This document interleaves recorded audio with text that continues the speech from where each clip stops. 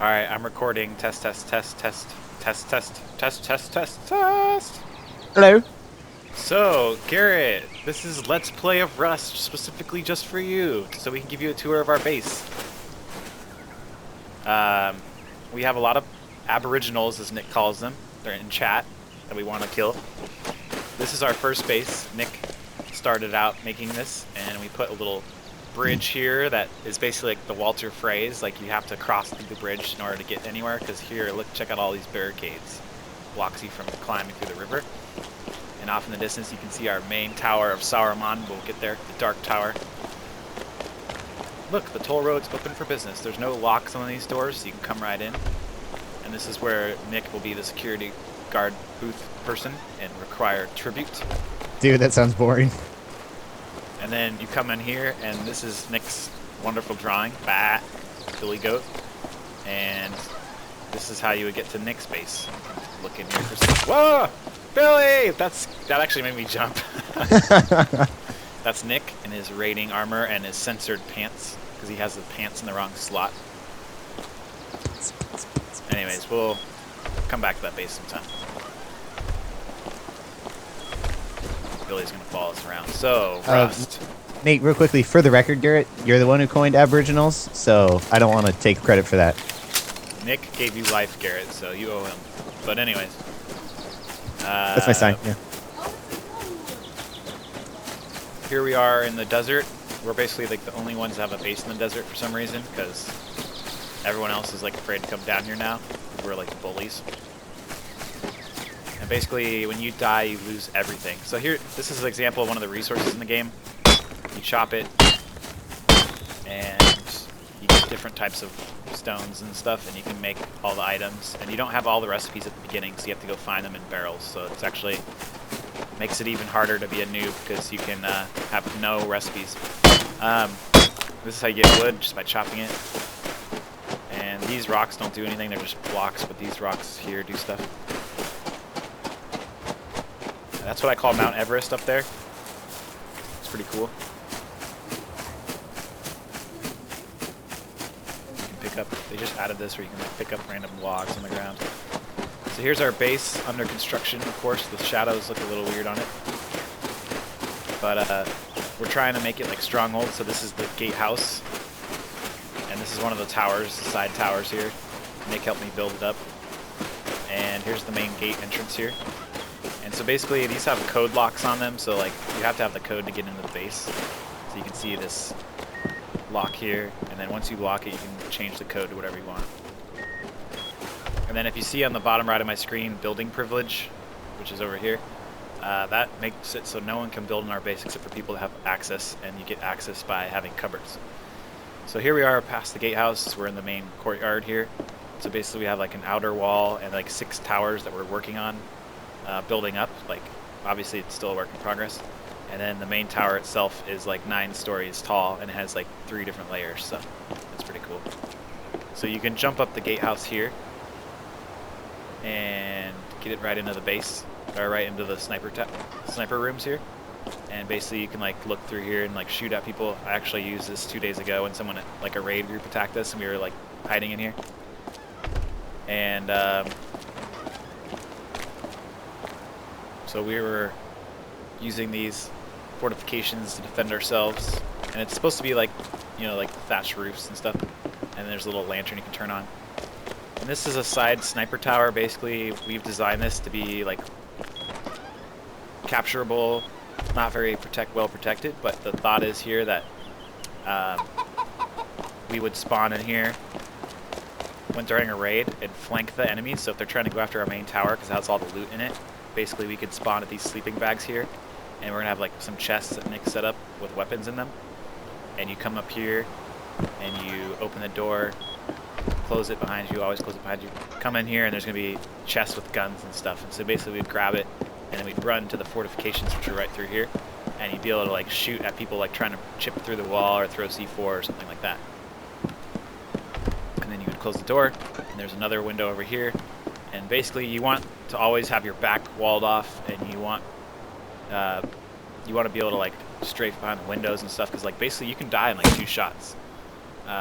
Like a bullet to the head would do like 50 damage and then bleed damage for like 30. So you could, and you have 100 health. So probably takes 1 or 2 shots to die, even with full armor. So it's pretty intense.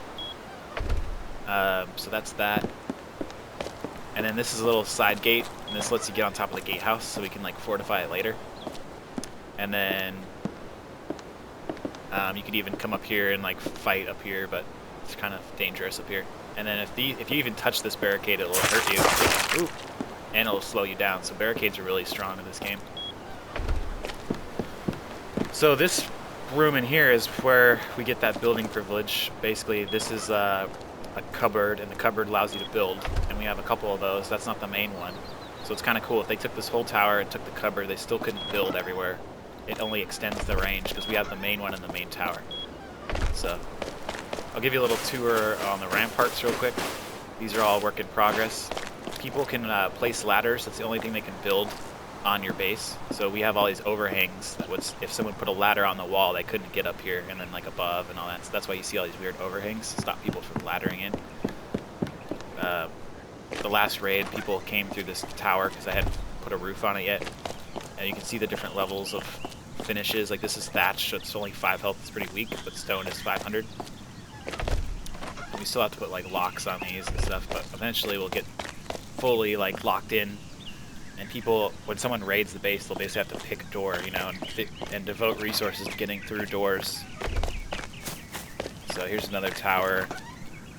We'll have like spawns in each tower and stuff, so it'll be like slowly getting beefier, and you'll have more options in order to like respawn and stuff during an attack. So that's the towers there. Let's go into the main base.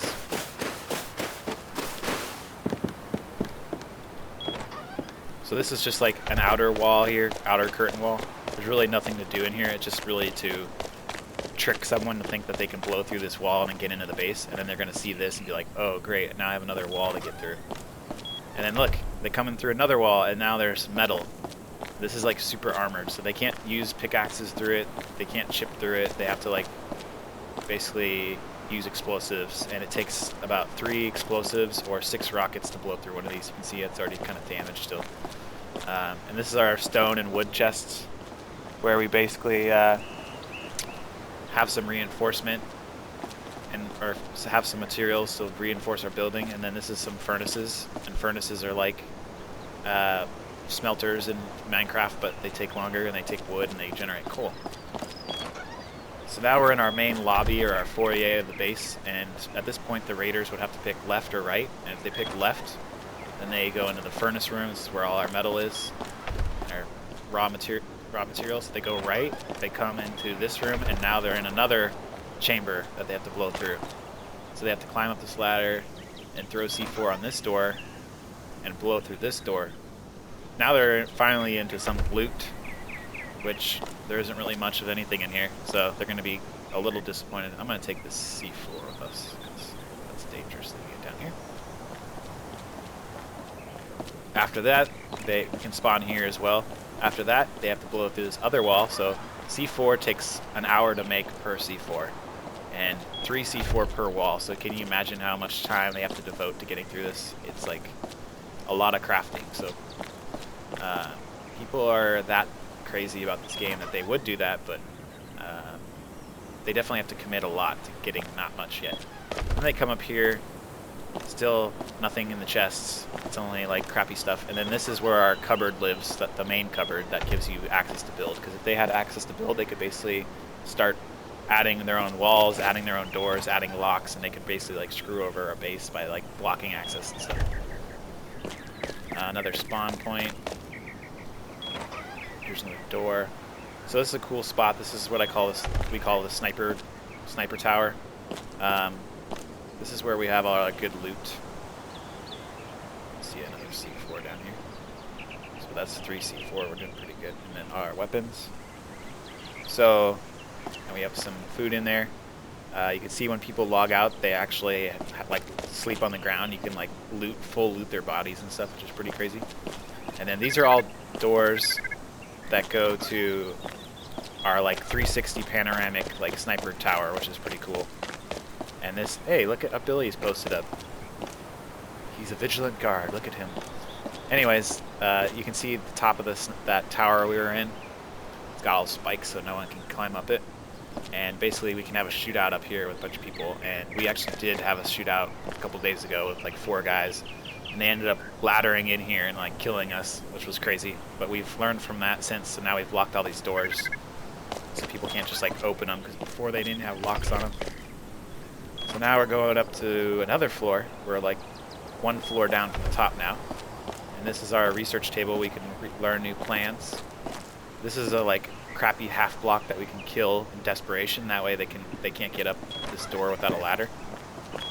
And then now we have some more chests with weapons and stuff, some armor, some tools, good stuff like that. And then here's the final floor. This is like the 9th story, I believe, and you have a pretty awesome view of the world here. Those electrical towers are basically just like doodads that lead to like rad towns, and the rad towns are where you get like blueprints and stuff, so it's pretty cool. And this is the view of the game here. There's like people up in those hills out there. You can see a light tower over there, so it's pretty cool. It's like how far you can see. You could actually see someone on the beach running towards us from that far away if you were looking. So, a tour of the base, and then once it gets dark, you can turn on the lantern, throw some wood in it, turn it on. Now you got cool lighting effects, so people can see it from like a million miles away, which is kind of scary. Because people, like everyone, this base is like super sweet. Like we've seen all the other bases on the server, and they're really crappy, except for one other. And so people just want to come check this base out just to like see what it's about. So, anyways, that's the tour. Hope you liked it.